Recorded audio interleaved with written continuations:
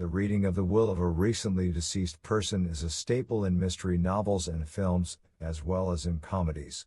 Typically, a person will inherit a vast estate after performing some bizarre or challenging action.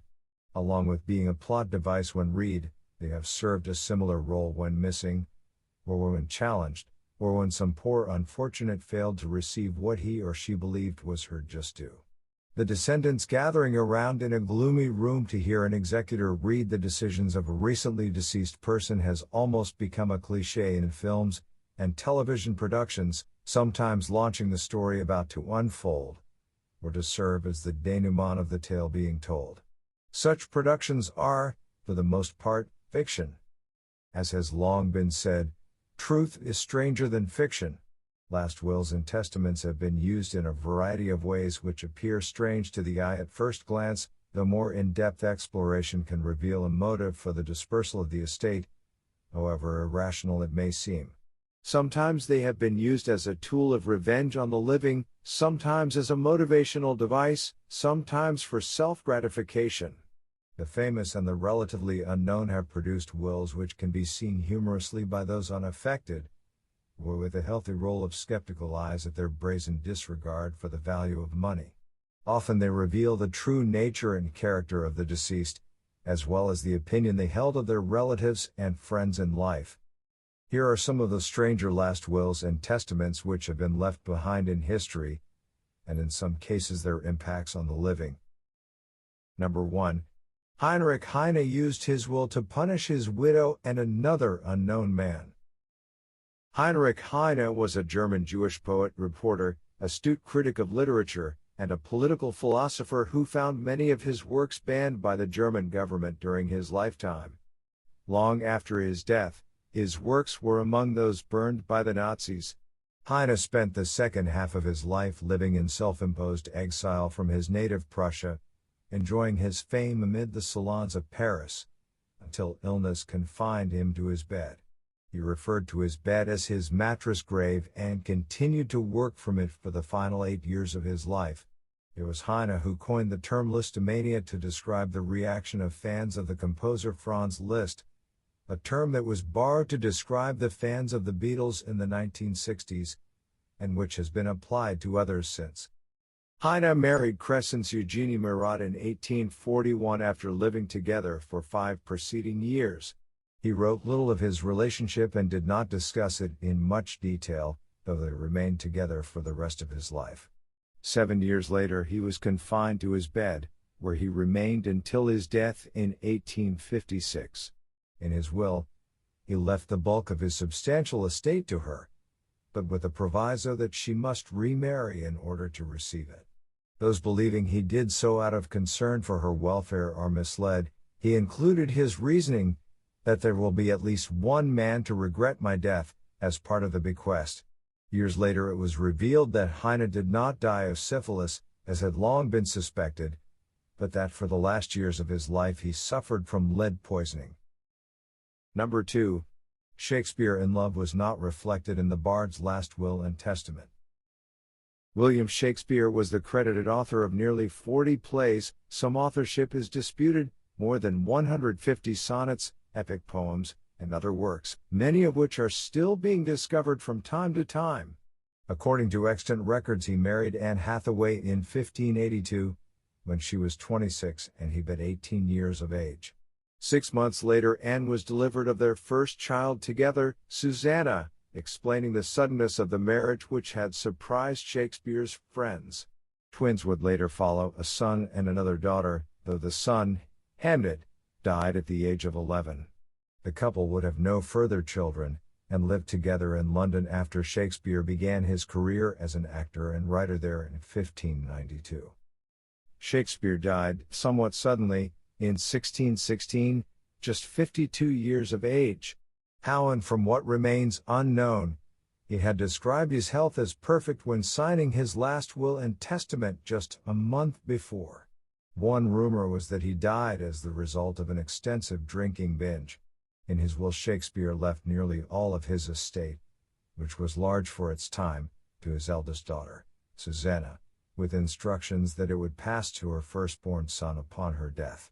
His wife, Anne, was for the most part ignored in the document, though by English law she should have been entitled to a portion of the estate. Shakespeare did specifically bequeath her his second-best bed. The strangeness of the phrasing by the man considered the father of the English language by many remains a subject of dispute among scholars. Number 3. A Rose by Any Other Name. Comedian, vaudevillian, film star, radio and television personality, and self-deprecating violinist Jack Benny made his own penuriousness a significant portion of his act and his persona. Benny famously played a violin badly, claimed for decades to be 39 years of age, and developed a comic timing which was widely admired among his fellow performers. But of all of Benny's many memorable roles and performances, he was probably best known for his projected image of being a miser of Dickensian proportions, able to squeeze a penny until Lincoln begged for mercy. His running gag of keeping his money in a guarded, alarm-protected vault, the alarm rang even when Benny opened the vault, appeared on numerous television and radio broadcasts. Although Benny built his career around specious images, including the appearance of being nearly totally self-absorbed and tight as a drum, his will revealed another aspect of his character which he had carefully kept from the public. At his death of pancreatic cancer on the day after Christmas in 1974, his will contained instructions that a single rose was to be delivered to his widow, Mary Livingstone, married 47 years, every day for the rest of her life. Mary received her single rose daily for 9 years, until her own death in late June, 1983. After his death, Benny's skill on the violin and his well-hidden generosity in private were revealed, giving the lie to his carefully crafted public image. Number 4. Leona Helmsley left more money for her dog than for her grandchildren. When Leona Helmsley, known as the Queen of Mean for her tyrannical behavior to servants and employees, was on trial for income tax evasion in 1989, a former employee testified having heard her say, "We don't pay taxes, only the little people pay taxes." Helmsley, over the course of her career, made a fortune through 4 marriages, 2 to Joseph Lubin, a wealthy garment executive, and finally through the hotel and condominium empire she ran with her husband, Harry Helmsley. When Harry's son died in 1982, Leona had his widow evicted from the property which she, Leona, owned, and successfully sued the estate for money which she claimed to have lent the deceased. By the time the Helmsleys were charged with tax evasion in the 1980s, Harry was ruled to be too ill to stand trial. Leona was convicted and eventually served 19 months in prison after the lengthy trial and appeals process was completed. Upon her release in 1994, she became a near recluse, withdrawing even further after Harry died in 1997. She died 10 years later, and in her will most of her estate was left to the Leona M. and Harry B. Helmsley Charitable Trust, more than $4 billion, with the proviso that the money be used for the care of dogs. She left another $12 million for the care of her own dog, a Maltese named Trouble. In comparison, 2 of her 4 grandchildren received $10 million, and the other 2 received nothing. Legal actions by various entities involved led to a finding in 2008 that Leona was not of sound mind when she executed her will, and the estate was adjusted by the court. Number 5. Houdinis Will specify that a séance be held on the anniversary of his death. Harry Houdini is well remembered as possibly the greatest escape artist of all time, a man who thrilled audiences in the early 1900s with his daring escapes and feats which cheated death. What is less well known was Houdini's fascination with life after death. Houdini used his experience as a magician, the ability to deceive an audience into believing they had seen something other than what really happened, to debunk spiritualists and mediums who claimed to have connections with the afterlife. At the same time, Houdini sought legitimate contact with the dead, spurred on by the loss of his own mother. His efforts to debunk spiritualists became, as he was, internationally famous, and the subject of debate between spiritualists and non-believers. Houdini promised his wife that should there be a means for the dead to contact the living, he would find it after his own death, and provided her with a coded message to validate that it was in fact him making contact through a medium. The message was Rossable believe. Houdini also specified in his will that on the anniversary of his death a séance be held to attempt to contact him. He died, somewhat appropriately, on Halloween night in 1926. His widow, Bess, held a séance for the magician annually on Halloween night for a decade, and though in 1929 the code was revealed, Bess later claimed that it had been arrived at through a hoax. Harry apparently never contacted her, and after 1936 she discontinued the attempts. She later said that 10 years is long enough to wait for any man.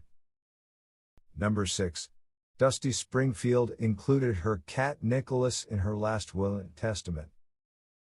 When the film Pulp Fiction included the decades-old song Son of a Preacher Man on its soundtrack, it led to a revival of the career of Dusty Springfield, an English songstress who had risen to the heights of fame during the swinging London years of the 1960s. She had an impressive string of hits during the decade, though subsequent to 1970 her success dwindled, and her career went into a slump. She never again gained the level of success she enjoyed between 1964 and 1968, when she enjoyed success in music and television as well as international acclaim. Still, she continued to work until a long battle with breast cancer ended with her death in 1999. She had never married, and had no immediate heirs. Dusty died in Henley-on-Thames in England at the age of 59. At the time she shared her home with a 13-year-old cat by the name of Nicholas. Dusty specified in her will the treatment she expected for Nicholas following her death. This included importing baby food from the United States with which to feed the animal, who was to reside in an indoor treehouse in which the cat could listen to recordings of its late master singing throughout the night. Dusty also specified that the nightgown worn when she died be used to line Nicholas' bed. Nicholas was bequeathed to Lee Everdekin, along with the means to ensure his care in the manner Dusty desired. Number 7. One man's will was for a womanless library. Townsend Murphy Zink was a lawyer and minor politician in Iowa during the late 19th century, who was usually identified as TM and who was married twice, losing his first wife when she died in 1910 after 15 years of marriage. In 1926 he married the widow Ida Bennison. Both Zink and his new bride had daughters, one each from their previous marriages, and the daughters were allegedly good friends. Zink died in 1930 from complications of gallstone surgery at the age of 72. In his will Zink left his daughter $5, and he left his wife nothing other than permission to remain in their house and pay rent to his estate. Zink placed most of his estate in a trust which was to be used for farm loans for a period of 75 years. After a defined period, a portion of the estate was to be used for the construction and stocking of a library, to rank among the finest in the world and its collection of materials, accessible by all over the age of 15 with one notable exception. No women were to be allowed entry. No works by women were allowed to sully the shelves. All doors were to be clearly signed that no women were allowed to enter the library. Zink referred in his will to his intense hatred of women based on my experiences with women, my observations of them, and study. The will was subjected to legal challenges by Zink's daughter, and the library was never built. Number 8. Eleanor Ritchie left an oil fortune for the benefit of over 100 dogs. Eleanor Ritchie was the granddaughter of Philip John Bayer, who founded the Quaker State Refining Company and created a fortune.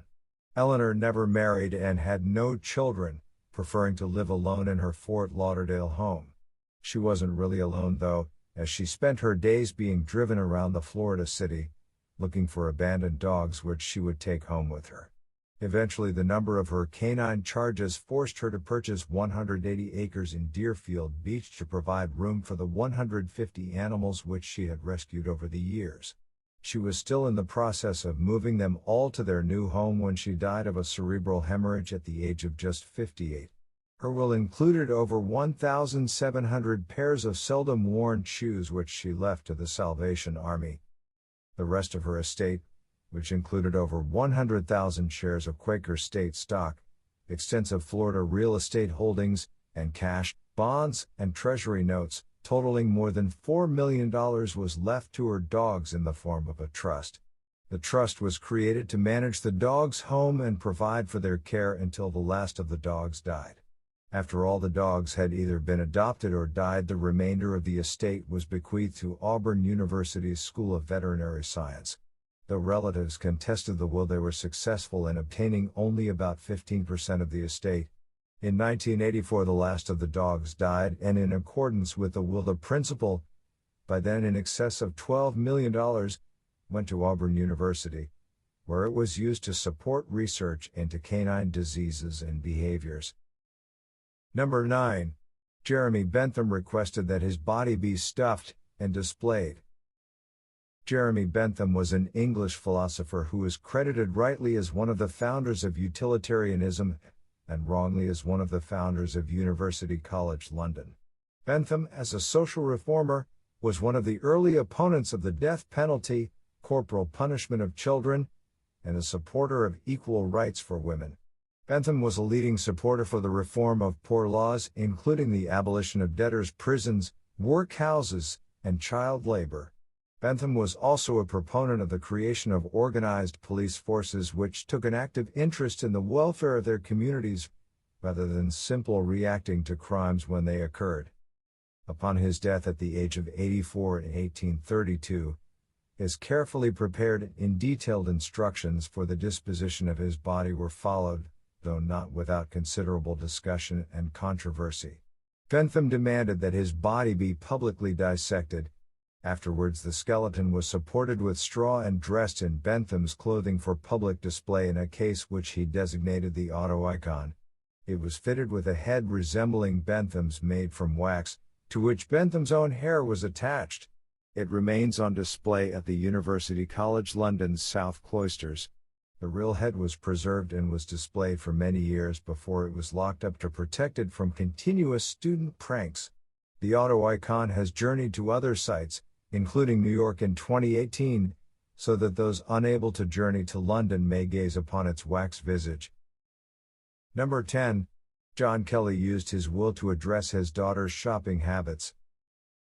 John Kelly Sr., known to his friends as Jack Kelly, was one of the most successful rowing champions in history as well as a successful Philadelphia businessman, creating a fortune of several $1 million through the construction industry.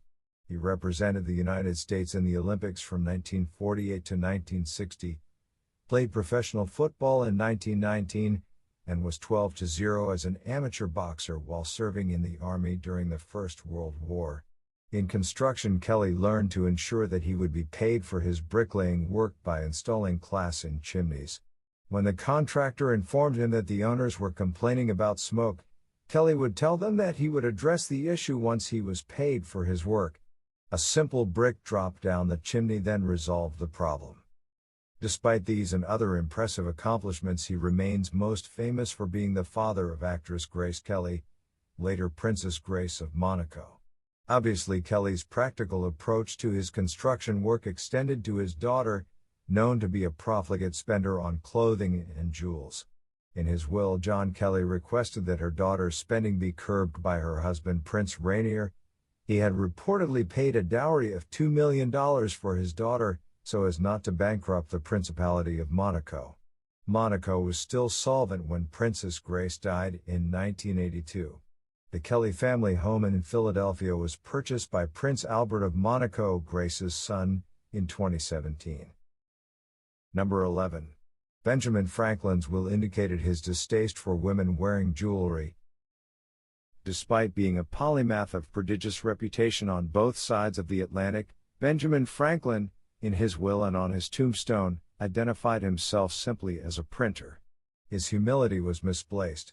Franklin was one of the most influential of the founders, a noted diplomat, an innovative musician, an inventor whose contributions are still in use in the form of the lightning rod, the Franklin stove, bifocals, and others, the founder of newspapers, almanacs, and lending libraries, and much more. His Philadelphia funeral was attended by more than 20,000 souls at a time when the population of that city was under 29,000 residents. He also left behind a substantial estate despite having arrived in Philadelphia nearly penniless decades earlier. He disposed of that estate by providing large endowments to both Philadelphia and his native Boston. The Boston Fund grew to over $5 million. His printing press went to his daughter. He also provided his daughter with over 400 diamonds which he had accrued over the years, but his bequest contained a proviso which reflected the humble manner in which he had presented himself in Paris when attending the salons during the American Revolution. Franklin demanded in his bequest that the diamonds not be used as jewelry, nor worn as decoration by his daughter, and thereby introduce or countenance the expensive, vain, and useless fashion of wearing jewels in this country. Number 12. George Bernard Shaw used his will to request the creation of a new alphabet. George Bernard Shaw earned the distinction of being to date the only writer to be awarded both the Nobel Prize for Literature, 1925, and an Academy Award for the screenplay for Pygmalion in 1938, later adapted as the musical play and film My Fair Lady. He wrote more than 60 plays in his long career, as well as dissertations opposing organized religion, critiques of musical works, essays on economics and in opposition to the First World War, worked as a theater critic, and was a noted political commentator. Clearly he was both comfortable with the English language and was a master of its use. Nonetheless, he attempted to replace the tool he had used to build his fortune in the writing of his will. Shaw spent more than 2 decades of his long life in the study of the English alphabet and phonetics, including reforming English spellings. In his will he provided for the creation of the Shaw alphabet, under the supervision of Isaac James Pittman. Shaw stipulated that the new alphabet contain a minimum of 40 letters or characters, each phonetically corresponding to pronunciation, and be completely separate from the Latin alphabet. His will was contested by heirs and funding for the work was reduced as a result, but the alphabet, called the Shavian alphabet, was completed and is still being modified and used. Several classic works of literature have been published using the Shavian alphabet, including Alice's Adventures in Wonderland and Shaw's own Androcles and the Lion. Number 13. Charles Dickens used his will to request a modest and quiet burial. Charles Dickens during his lifetime was more than just a novelist who created memorable characters such as Ebenezer Scrooge, Uriah Heep, Mr. Micawber, and Oliver Twist. He was an international celebrity whose readings of his works drew large crowds on both sides of the Atlantic. His social commentary was influential regarding debtor and prison reforms, the reform of mental health institutions, child labor, the slums of the great cities, and social welfare. During his tours of America he created controversy by pointing out the contradictions of American society, including his harsh condemnation of slavery in America prior to the Civil War. His death was widely mourned in the United States and Great Britain. Despite his international acclaim, Dickens specified in his will that his funeral be quiet and simple. I emphatically direct that I be buried in an inexpensive, unostentatious, and strictly private manner, he wrote. Dickens directed that there be no more than 3 plain mourning coaches in his funeral procession, which was not to be announced to the public in advance of the event. He also wrote that those who attend my funeral wear no scarf, cloak, black bow, long hat band, or other such revolting absurdity. Most of his instructions were followed, though his request to be buried in Kent was not, and instead the writer was interred in Westminster Abbey, with the day following his funeral being one of national mourning. Number 14. Napoleon requested bracelets be made of his hair. The last will and testament of Napoleon is a lengthy document, including several codicils and inventories of his possessions, with specific instructions over how they should be distributed to his relatives, friends, and those who had served them. Among them is a direction to Louis Joseph Marchand, his personal valet and friend whom the emperor made account while on his deathbed, a title later confirmed by Napoleon III. In his will, Napoleon directed Marchand to preserve my hair, and cause a bracelet to be made of it, with a little gold clasp, to be sent to the Empress Maria Louisa. Napoleon then listed several other recipients of his hair bracelets. He directed that bracelets be sent to my mother, and to each of my brothers, sisters, nephews, nieces, the cardinal, and one of larger size to my son. He did not, as is often erroneously recorded, direct that his hair be sent to his former generals and other friends. Whether Napoleon's request was acceded to remains disputed. Others of his last will and testament were not. He mentioned in more than one location that it was his wish that his ashes may repose on the banks of the Seine, in the midst of the French people, whom I have loved so well. Instead, the British buried him on the island of St. Helena, and he was later disinterred and placed in a tomb in the Hôtel des Invalides in Paris. Number 15. Robert Louis Stevenson willed away his birthday. Robert Louis Stevenson was a prolific writer who gave the world many indelible characters, including Long John Silver from Treasure Island, the epitome of the wooden-legged, eye-patch-wearing, parrot-bearing pirate.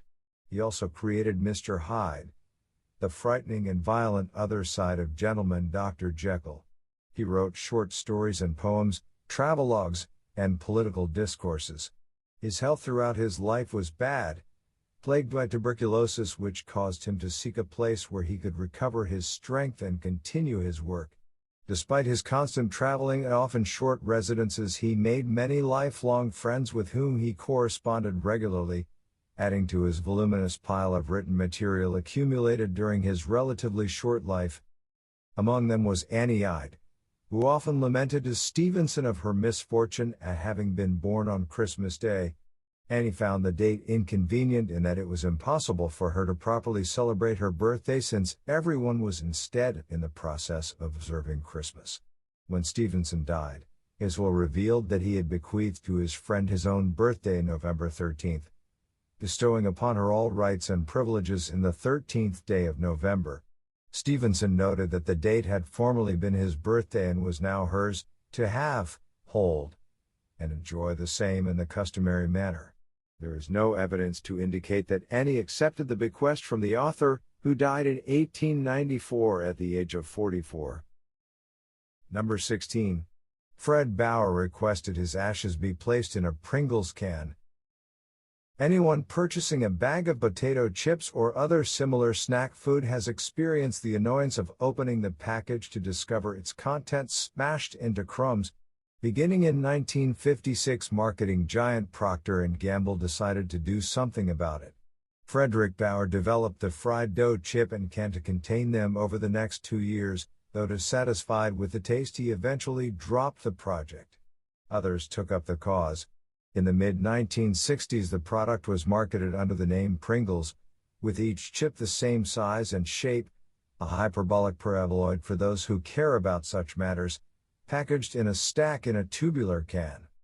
Although originally called potato chips, they were eventually referred to as crisps. Fred Bauer was not credited with the invention of the crisps themselves, though he was awarded a patent for the method of packaging and the package itself, the famous Pringles can. His pride in the invention was evident when he requested that his ashes be placed in one of the cans for interment. His family complied to some extent. A portion of his ashes were interred in a Pringles can, alongside a more conventional funerary urn containing another portion, and the rest in yet another urn given to relatives. Bauer died in 2008, and his ashes within the can of his invention were interred in Springfield Township, Ohio, a suburban area near Cincinnati, home of Procter & Gamble, which no longer makes Pringles. Number 17. The developer of the frisbee had a strange request in his will. Ed Hedrick was an Army veteran employed by the Wham-O Toy Company when he was given the task of developing a new toy following the demise of the hula hoop craze of the 1950s and early 1960s. He did not invent the flying saucer toy, which became famous as the frisbee. It had previously been developed by Walter Morrison. It was officially marketed as the Pluto Platter, but was later renamed the Frisbee, a name which came from a New England pie manufacturer, the Frisbee Pie Company. Hedrick changed both the design of the flying disc and the manner in which it was marketed, and it became a sport as well as a toy, with sales of the frisbee exploding in the 1960s. Hedrick, known to fellow frisbee golf aficionados as Steady Ed, passed away in 2002 following a brief illness, and at his request, he was cremated. Also in accordance with his wishes, a small number of frisbees were manufactured using a special compound which incorporated his ashes, for distribution within his family and among close friends.